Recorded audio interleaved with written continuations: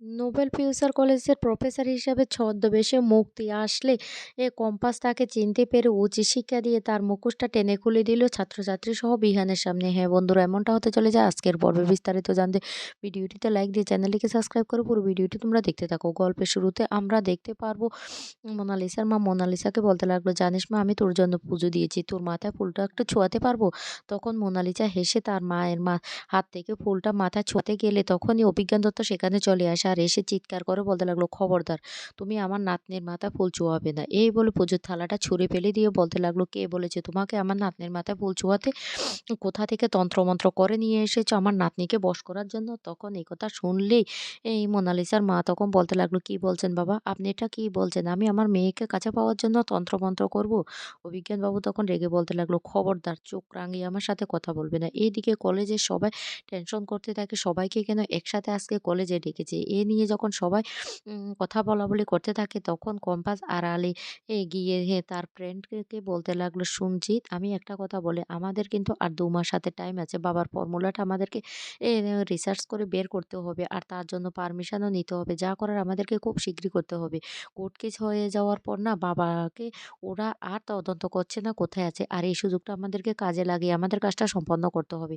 কিন্তু ওইদিকে বাকিরা সবাই বলাবলি করতে লাগলো, হঠাৎ করে সবাইকে কেন আজকে বিহান স্যার কলেজে ডেকেছে? কি এমন জরুরি কথা আছে? কম্পাস তখন বলতে লাগলো, বিহান স্যার আসছে মনে হচ্ছে। চল আমরা এবার ক্লাসে যাই। আমাদেরকে তো আবার সবটা জানতে হবে। এদিকে মোনালিসার মাকে রেগে অভিজ্ঞান দত্ত বলতে লাগলো, শুনো, তোমাকে আমি জানি তুমি সবটা করতে পারো। তবে তোমার এ বাড়িতে থাকার দিন না ফুরিয়ে এসেছে। আমার ছেলে খুব শীঘ্রই তোমাকে ডিভোর্স দিয়ে দেবে। যা শুনে মোনালিসা অবাক হয়ে যায়। তখনই মোনালিসাকে বলতে লাগলো, মোনা, তুই আমাদের বংশের মেয়ে, আমাদের বাড়ির মেয়ে। তুই একদম চিন্তা করবি না। তোর দাদু আছে তো? তুই একদম চিন্তা কর না।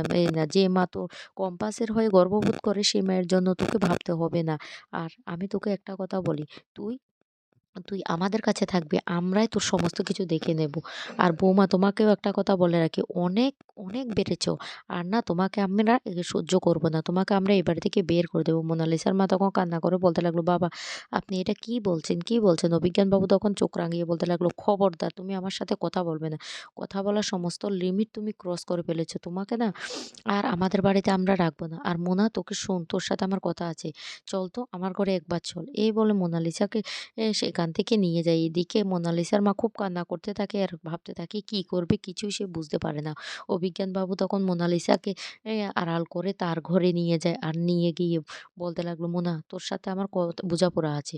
শোন, তোকে আজ থেকে কলেজে গিয়ে কিন্তু কম্পাসের উপর খেয়াল রাখতে হবে। আর কম্পাস কি করছে না করছে সময় আঠার মতো লেগে থাকবে। ওই ফর্মুলাটা আমাদের লাগবেই। আর তোকে আজকে আমি একটা গুড নিউজ দেবো। কলেজের নতুন রূপে একজন আসছে। সেটা হলো তোর জন্য বড় সারপ্রাইজ। তাই তোকে আমি বলছি, তুই আমার কথা মতো চলবি, তাহলে তোর জন্য যা করতে হয় আমি সবটা করব। এদিকে মোনালিসার মা খুব কান্নাকাটি করতে থাকে তার মেয়ের জন্য। অন্যদিকে মোনালিসা খুব খুশি হয়ে যায় আর বলতে লাগলো, দাদু ঠিক আছে, তুমি যা বলছো আমি তাই করব। আমি আমি সবসময় কম্পাসের উপর নজর রাখবো। তখন অভিজ্ঞানবাবু বলতে লাগলো, ঠিক আছে, আমি তোর জন্য সবটা করছি। আর তুই এ নিয়ে একদম চিন্তা করবি না, একদম ভয় পাবি না। আজকে কলেজে অনেক বড় ধামাকা হবে আর তার জন্য তুই তৈরি থাক। এই কথা বললে মোনালিসা তখন খুশি হয়ে কলেজে চলে যায়। অন্যদিকে দেখা যায় আগে সবাই যখন ক্লাসরুমে কথা বলতে থাকে তখনই সেই মুহূর্তে বিহান আর কলেজের প্রফেসর চলে আসে। আর ওরা এসে বলতে লাগলো, সবাইকে ধন্যবাদ। সবাইকে একসাথে আজকে কেন ডেকেছি তোমরা জানো? সরস্বতী পুজোটা প্রত্যেক বছর আমাদের নোবেল ফিউচার কলেজে খুব ধুমধাম করে হয়। এবছরও আমরা চাইছি খুব ধুমধাম করে যেন সেটা পালিত হয়। আর সেটা করবে তোমরা। কারণ তোমরা ইঞ্জিনিয়ারিং স্টুডেন্ট। আমাদের কলেজ থেকে সে ইঞ্জিনিয়ার হয়ে স্টুডেন্টরা বের হয়। আর নতুনত্ব দেখানো কিন্তু তোমাদের কাজ। তোমরা নতুনত্ব দেখাবে। আর তোমাদের আরেকটা খুশির সংবাদও আমার দেওয়া আছে জন্য আছে। আর সেই খুশির সংবাদটা হলো, তোমাদের এই সরস্বতী পূজায় একজন বিশেষ করে হেল্প করবে। আর সে অন্য একটা কলেজ থেকে আমাদের কলেজে নতুন জয়েনিং হয়েছে। আর সে তোমাদেরকে এবার থেকে ইঞ্জিনিয়ারিংটা দেখাশোনা করবে। আর উনি তোমাদের সাথে সবটা সাহায্য করবে। যা শুনে খুশি হয়ে যায় কলেজের সমস্ত স্টুডেন্টরা। বিহান তখন বলতে লাগলো, তাহলে উনার সাথে এবার আমি তোমাদেরকে আলাপ করিয়ে দেব। উনি কে? উনার সাথে কথা বললে তোমরা সবটা বুঝতে পারবে। এদিকে কম্পাস মনে, মনে ভাবতে থাকে কে এমন হঠাৎ করে এখানে আসছে সেটাই তো বুঝতে পারছি না।